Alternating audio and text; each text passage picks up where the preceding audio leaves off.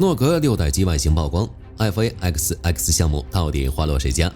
？4月份，美国海军作战部长达里尔·考德尔上将宣布了一个重磅消息：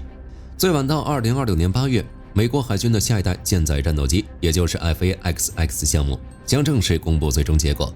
这场关乎未来50年制海权、总价值高达数千亿美元的生死战已经打响了。现在的决赛圈仅剩诺格与波音。巧的是，诺格已经公布自家6代机的设计。折叠机翼无尾翼，并且是背部后置进气道。波音虽然也公布了设计图，但并没有太多的细节。那么诺格公布的6代机性能如何？美国海军会选择以承接 F-47的波音，还是项目管理能力超强的诺格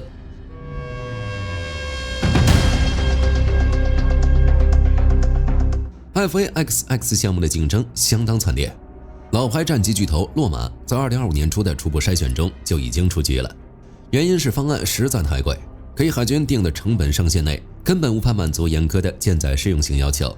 洛马在这上面栽了跟头，只能拎包走人。现在场上的玩家只剩下2个，波音和诺斯罗普·格鲁曼，两家巨头直接贴身肉搏。不过考德尔上将在公布最终时间时还隐晦地表示，这2家留存的竞标者中有1家在满足既定时间表和交付能力上存在着严重的困难。是谁？大家可以猜一下，反正火力军觉得是波音。原因我们后面再聊。至于谁能赢得 FA-XX 项目，火力军很早之前就聊过，大概率是诺格。在 FA-XX 项目上，诺格与波音属于截然相反的路线。当然，这不是随口说的。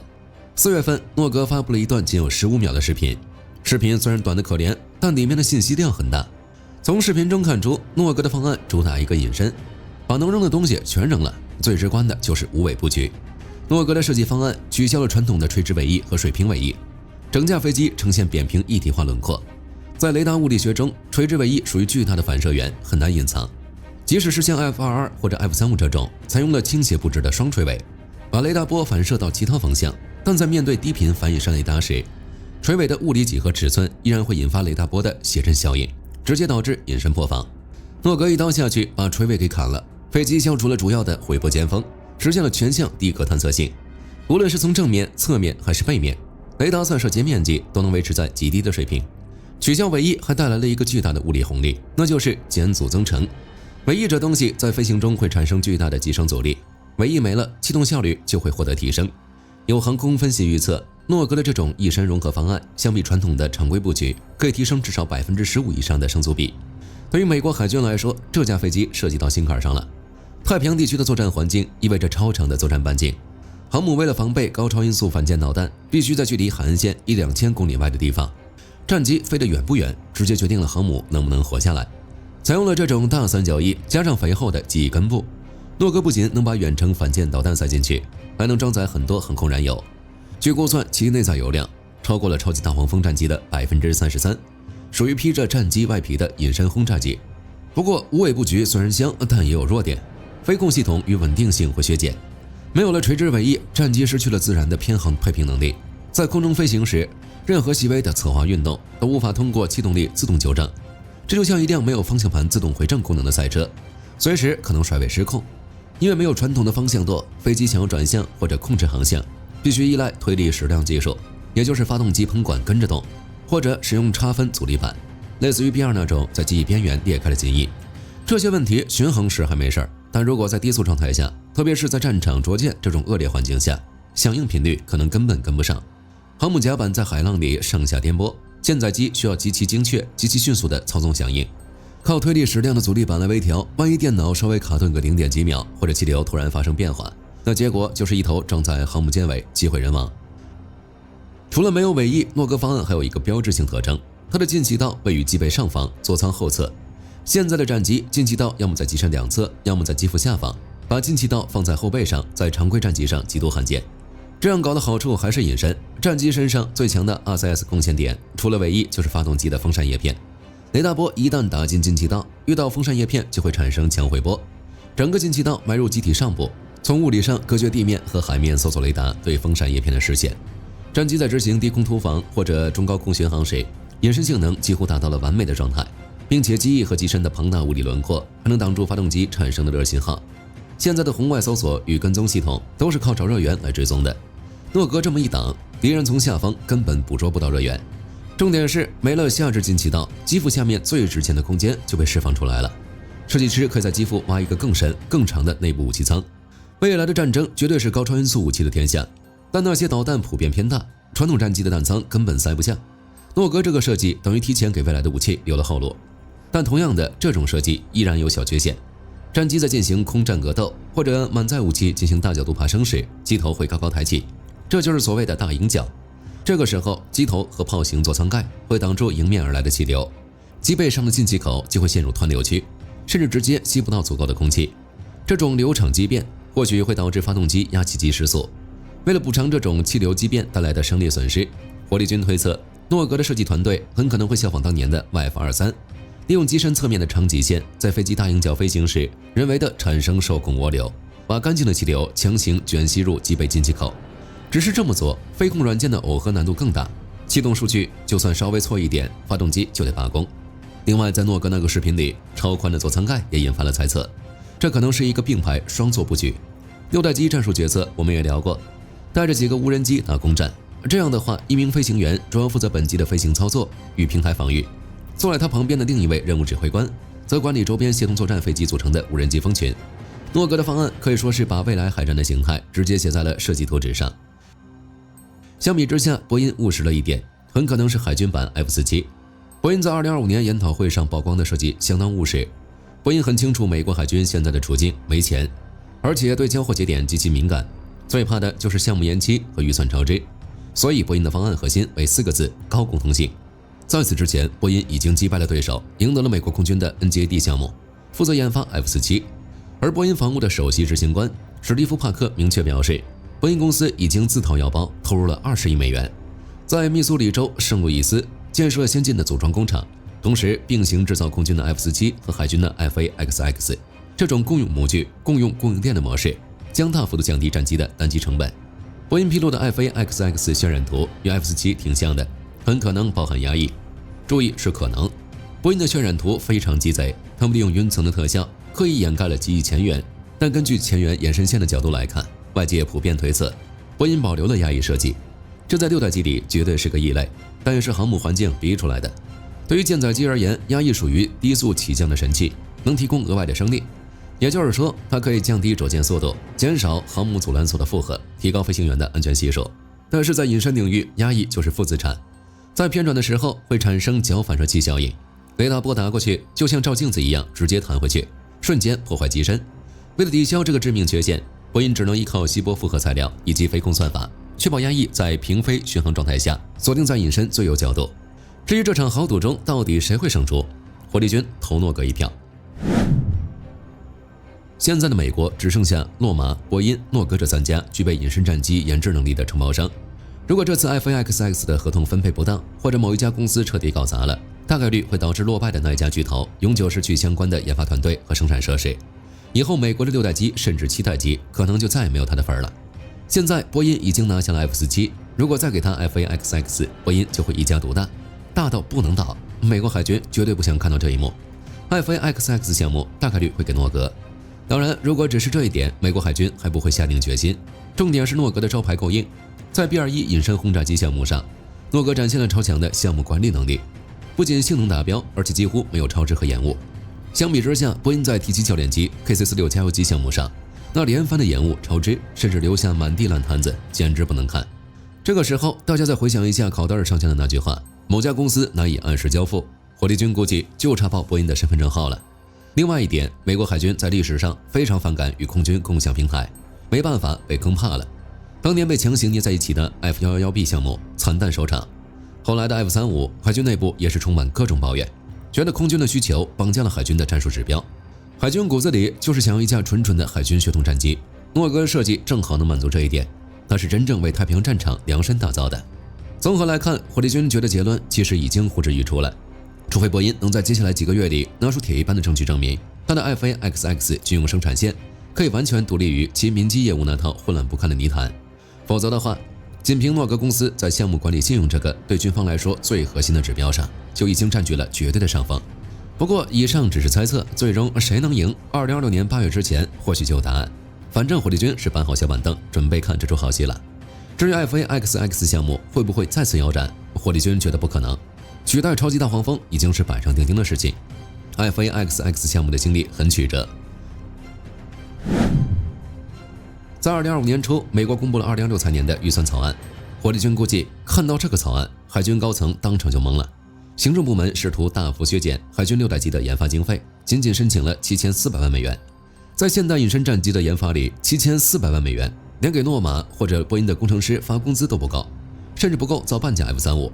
美国这么做目的很简单，把有限的资金优先给空军，也就是 F-47。这下国会不干了，目前海军的绝对主力还是超级大黄蜂。波音位于圣路易斯的超级大黄蜂生产线，在2027年就要彻底关闭了。如果 F/A-XX 暂停，进度肯定要大乱。这就意味着从2027年老生产线关闭到2030年代中期新飞机服役，美国海军的航母甲板上将出现长达10年的战力断层，这是绝对无法接受的。现在的超级大黄蜂挺强的，但它是一款非隐身平台，浑身都是雷达反射面。在这个5代机漫天飞的时代，这玩意儿根本没法打高端局。面对5代机甚至是6代机，美国现有的舰载机点队就会迅速失去安全作业空间。美国海军高层已经明确发出了警告，在未来10年内，使用非隐身飞机在争议空域执行任务的能力将不复存在。翻译一下就是，如果开着超级大黄蜂去太平洋，那就是去送人头。所以取消了 F/A-XX， 美国海军那些造价超过130亿美元的福特级航母就不再安全。这几年，关于在导弹时代航母已经过时的质疑声越来越大，造价昂贵，目标庞大，面对射程动辄2-3000公里的反舰导弹以及高超音速武器，航母根本活不下去。而 F/A-XX 就是美国海军对这种质疑的反驳。只要新飞机能做到极致的隐身，而且腿足够长，跑得足够远，就能重新定义航母的防区外大气距离。有了 F/A-XX， 航母就可以躲在反舰导弹的射程之外，重新退回到那个不可被锁定的绝对安全区域，然后让6代机去执行任务。考虑到 F/A-XX 的重要性，众议院和参议院拨款委员会对预算进行强力干预，国会越过了政府的预算草案，把 F/A-XX 在2026财年的预算强行拉升到了9.72亿美元。这还不算完，在后续那个大而美法案中，国会又偷偷夹带私货，给海军6代机进一步注资，把累计研发经费砸到了接近17亿美元。虽然在最新的2027财年预算申请里，白宫和国防部那边依然态度冷淡，仅仅给了一个大约1.4亿美元的基础申请，想继续给海军穿小鞋搞冷处理。但国会已经发出了最后通牒，明确要求海军不要再拖延了，必须拿着这笔钱尽快进入工程与制造开发阶段，已经拖了太久了。早在2012年，海军就已经发出了信息征询书，到了2019年6月，花了7年时间才搞完替代方案分析，确认了必须搞一款有人驾驶的核心机。2025年3月，嫌洛马太贵，把洛马踢出局，现在就等着2026年8月，在波音和诺格之间2选1。如果按照国会的强硬要求，2027年正式启动 EMD 阶段，那么熬到2030年代中期，或许能勉强形成初始作战能力。想要彻底全面的取代现在的超级大黄蜂，估计要等到2040年左右了。那么等到 F/A-XX 真的服役，彻底取代超级大黄蜂之后，美国海军的航空兵战力会发生怎样的变化？对于这个问题，火力军只能说2个字：质变。超级大黄蜂这玩意儿在标准作战载荷下，如果不带大量的副油箱，作战半径也就大约700公里，撑死了也就900公里左右。在浩瀚的太平洋上，这个距离根本不够。航母战斗群如果想要发动攻击，就必须冒着极大的风险把航母开进对手的火力口袋里。所以海军高层在 F/A-XX 的指标上明确提出了一个硬性指标， F/A-XX 的无加油作战半径必须比现有平台提升至少 25%。 这还没完， F/A-XX 的设计初衷是要打造一个1850公里的绝对打击圈，实现这一点并不算难，机体和内燃油设计是一方面，还有就是与 MQ-25 黄鲷鱼进行深度集成。这种无人机就是隐身血瓶，有了它在半路喂奶， F/A-XX 的实际任务范围可以轻松达到1850公里以上。这意味着美国航母可以躲在极其安全的大洋深处发起攻击。还有就是有人与无人协同带来的倍增效应。超级大黄蜂属于一款能够单打独斗的飞机，它是一个传感器，也是一个射手，发现目标、锁定目标、发射导弹都能做到。但 F/A-XX 的定位变了，谁跟你拼刺刀？我是坐在后方指挥所里的将军。未来的空战最怕的是隐身战机内部弹仓容量有限，带不了几枚导弹，出去打一圈就得回来补给。F/A-XX 通过指挥4架或者更多的 CCA 协同作战无人机，直接解决了这个弹药库延伸的问题。这些造价相对低廉的无人机将成为 F/A-XX 的移动弹药库，可以携带格斗弹或者重型对地导弹，先期飞上前线去接敌。，FA-XX 则在安全的后方，通过隐身数据点为这些无人机进行精确的火力引导。无人机发射完毕或者被击落都无所谓，只要作为核心节点的 FA-XX 没事就行。当然，这些无人机不仅能当打手，还能当前锋的眼睛，也就是感官延伸。CC 无人机可以在防空火力极其密集的超高威胁环境中前置，充当分布式的传感器节点。他们把探测到的雷达信号、红外信号实时传回给后方的 FA-XX。这种多点对多点的探测网络能够彻底撕裂对方的隐身防御。除了以上这些 FA-XX 还有一个优势，那就是主动流动控制与极致隐身。现在的飞机不管是4代还是5代，想要转弯、爬升、下降，机翼上都必须有可以活动的机械部件，比如副翼、方向舵、襟翼。但隐身战机最怕的就是这些舵面发生偏转。飞机平时飞的时候 RCS 很小，但如果在剧烈机动时，那些原本平整的舵面一旦翘起来，雷达特征就会几何级数的增大。而6代机的一个关键技术跃迁，就是极有可能继承美国国防高级研究计划局的 CINE 项目技术，也就是主动流动控制技术。简单点说，如果没有了这些活动的机械舵面，飞机怎么飞？靠吹气。FA-XX 可能会利用机体内部产生的极高压的压缩气流脉冲，从机翼表面的特定微孔里吹出来，用这些气流来改变机翼周围的流场，从而替代传统的机械副翼和方向舵，来实现飞机的机动。没有了活动的机械部件，全机无论做多么剧烈的机动，表面永远是平滑如镜的，它的 RCS 雷达反射面积将再次下降整整1个量级。总的来说，美国海军的6代机项目虽然目前步履蹒跚，又是缺钱，又是被总统针对，但它绝对不会消失。一旦这个项目真的黄了，美国海军在太平洋的制海权将随着超级大黄蜂一起被直接丢进垃圾堆。它是维持美国海上优势的最后一道保险。至于波音和诺格谁能最终吃下这块蛋糕，2026年8月我们就能知道了。好了，这期视频到这儿就结束了。各位觉得谁能赢得 FA-XX 项目？可以在视频下方留言，大家一起讨论。最后不要忘记点赞、关注，我是火力军，下期见。好的，各位观众朋友们，我们频道一直在聊真实的军事资讯和武器装备，后台也经常有朋友问，有没有值得推荐的入门级模型？今天就和大家分享一款近期接触到的产品。首先，它的外形还原度做得相当不错，比例准确，武器上的一些关键细节和标识也都有体现，材质也说得过去，拿在手上有不错的分量感。其次，它具备一定的可动性，对于理解基础操作原理有一定帮助，让它不仅是个静态摆件。综合它的做工和可玩性来看，价格确实比较亲民。对于想入门模型收藏，或者单纯想在桌上贴一个摆件的朋友来说，是一个性价比很高的选择。商品链接已经给你们上了，感兴趣的朋友可以自行了解。